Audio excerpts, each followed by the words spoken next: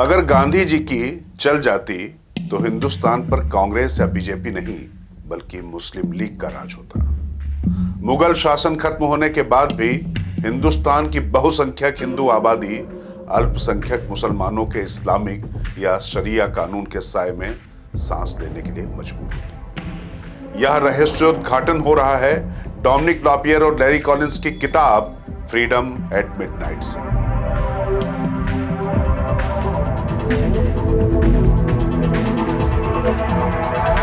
Freedom eight midnight किताब में भारत की आजादी से लेकर उसकी तत्कालीन राजनीति और दूसरे पहलुओं पर भी ऐसे कई दिलचस्प किस्से हैं जिसे आपने अब तक शायद ही सुना होगा। इस एपिसोड में आपको जिस किस्से से हम रूबरू कराने जा रहे हैं उसे जानकर आप समझेंगे कि राजनीतिक फैसले अगर भावना में बहकर हों तो उसके नतीजे बेहद खतरनाक हो सकते हैं। शायद इसीलिए राजनीति खासी निर्मम होती है। 1947 का साल और अप्रैल का महीना। प्रथम विश्व युद्ध में जीत के बावजूद अंग्रेज भारत छोड़ने की तैयारी कर रहे थे। तब ब्रिटिश हुकूमत ने भारत को सत्ता हस्तांतरण के लिए लॉर्ड माउंटबेटन को जिम्मेदारी सौंपी। लेकिन सत्ता पाने के लिए भारत में कुछ ताकतें इस कदर सक्रिय थी जैसे यहां कभी भी गृह युद्ध छिड़ जाएगा।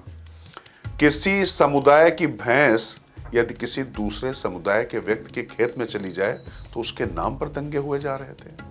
माउंटबेटन को जो रिपोर्ट मिल रही थी उससे उनकी चिंता बढ़ती जा रही थी। दरअसल लॉर्ड माउंटबेटन के लिए उस समय की सबसे बड़ी समस्या मुस्लिम लीग और तब तक सनकी बन चुके मोहम्मद अली जिन्ना थे। यह शख्स तब ऐसी जिद कर बैठा था जिसका नतीजा और सिर्फ हिंदुस्तान का बंटवारा था। जबकि दूसरी तरफ कांग्रेस ही नहीं, देश का एक ऐसा नेता जो किसी भी कीमत पर देश के टुकड़े नहीं होने देने के लिए कोई भी कीमत चुकाने को तैयार था। आखिरकार लॉर्ड माउंटबेटन ने तय किया कि अब 4 नेता ही ऐसे हैं जिनसे 1 to 1 यानी एक एक करके वार्ता समस्या का समाधान खोज सकते हैं।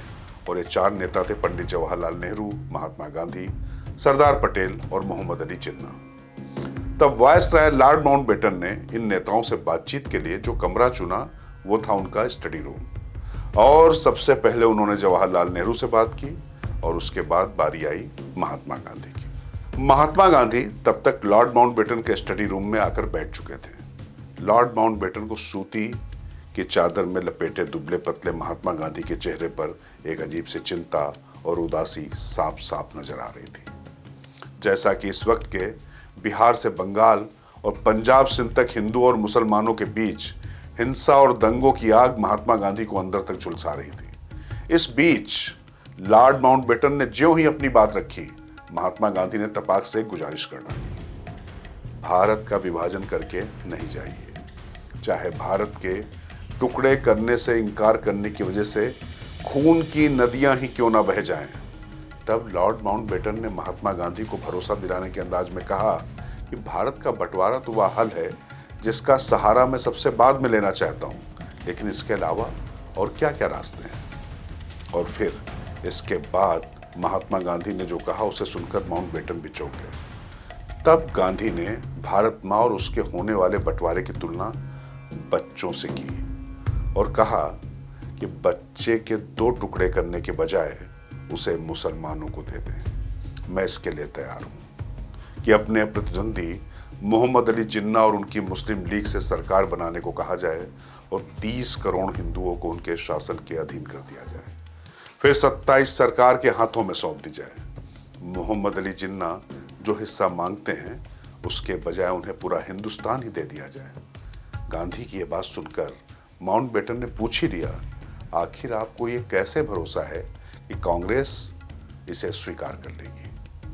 तब गांधी ने कहा कि कांग्रेस हर चीज से बढ़कर यह चाहती है कि देश का बंटवारा ना हो और वह उसे रोकने के लिए कुछ भी करने के लिए तैयार हो जाएगी।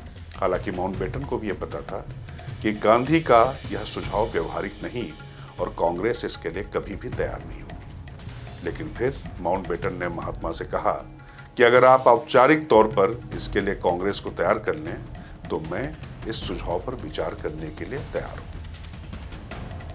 फ्रीडम एट मिडनाइट में डोमिनिक लॉपियर और लैरी कॉलिंस लिखते हैं कि तब महात्मा गांधी माउंटबेटन की बात सुनकर जैसे खुशी से उछल पड़े और उनकी आंखों में आशा की किरण दिखने लगी और उन्होंने माउंटबेटन को विश्वास दिला दिया कि वो इसके लिए देश का कोना कोना छान मारेंगे।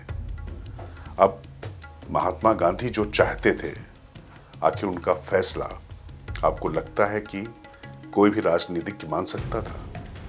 वो व्यवहारिक नहीं था, शायद इसीलिए नहीं माना गया क्योंकि ये एक परिवार का नहीं पूरे राष्ट्र का मामला था। और इसीलिए शुरुआत में मैंने कहा था कि जब राष्ट्र का मामला हो, राजनीति का मामला हो, तो व्यक्तिगत भावनाओं में बहकर नहीं बल्कि बृहद तस्वीर को देखकर फैसले किए जाने चाहिए।